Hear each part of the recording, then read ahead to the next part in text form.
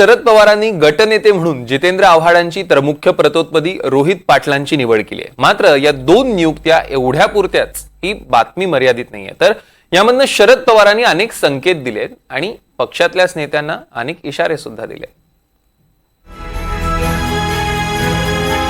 भाकरी फिरवणं हा शरद पवारांचा आवडता कार्यक्रम। विधानसभा निवडणुकीनंतर पुन्हा एकदा शरद पवारांनी भाकरी फिरवायला घेतली आहे आणि म्हणूनच जुन्या जाणत्यांना वगळून फायर ब्रँड जितेंद्र आव्हाड आणि तरुण तडफदार रोहित पाटलांच्या हाती त्यांनी नेतृत्व दिलंय। जितेंद्र आव्हाडांना गटनेतेपद तर रोहित पाटील यांना मुख्य प्रतोद करण्यात आलंय। राष्ट्रवादी विधिमंडळ राष्ट्रवादी काँग्रेस पक्षातील विधानसभेतील राष्ट्रवादी शरदचंद्र पवार पक्षाचे गटनेते म्हणून श्री जितेंद्र आव्हाड यांना गटनेते म्हणून निवडण्यात आलं। त्याचबरोबर राष्ट्रवादी विधानसभेतील राष्ट्रवादी शरदचंद्र पवार पक्षाचे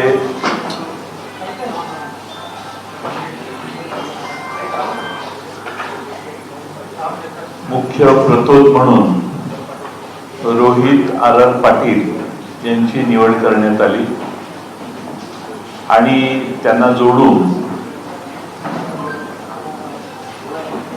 प्रतोद म्हणून माननीय उत्तम जानकर साहेब यांची निवड करण्यात आली।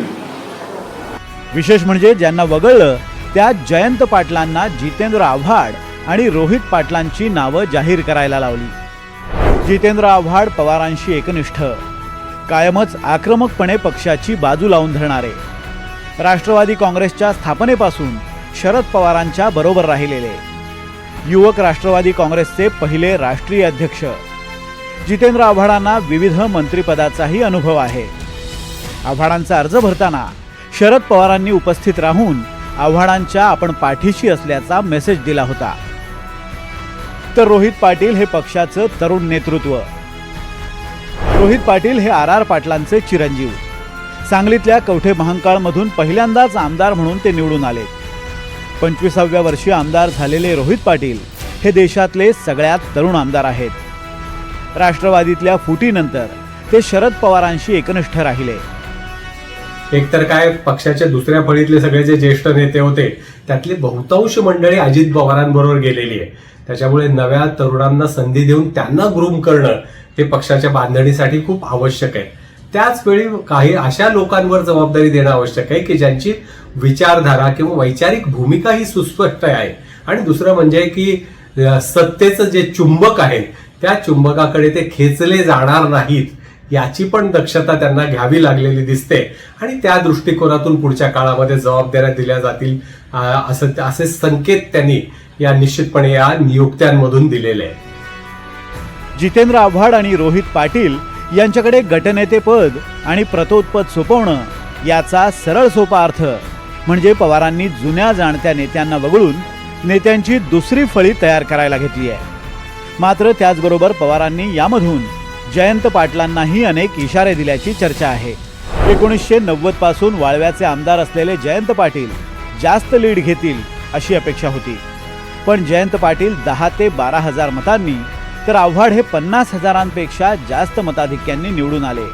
दुसरीकडे आर पाटील गट आणि जयंत पाटील यांच्यात सांगली जिल्ह्यात कायमच अंतर्गत संघर्ष सुरू असतो।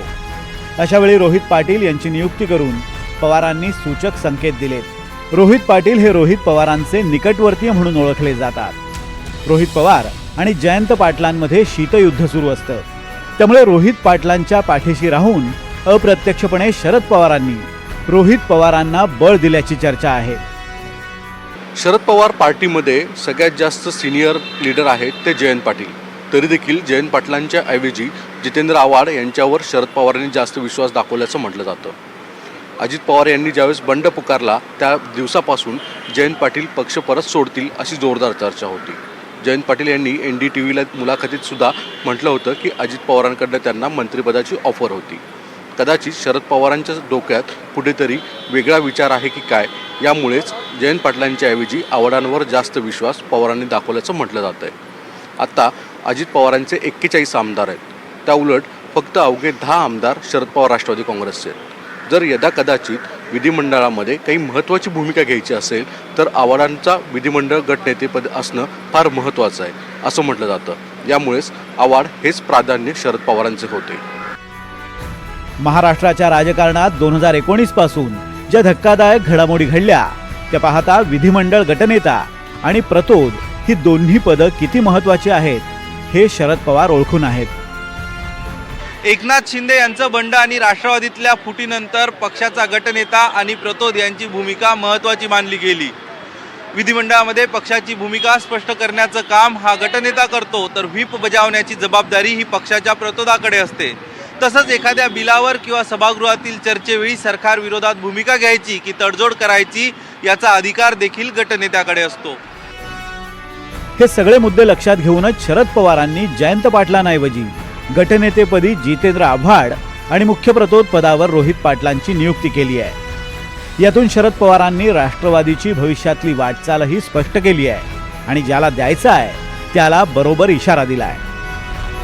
सागर कुलकर्णी, NDTV मराठी, मुंबई.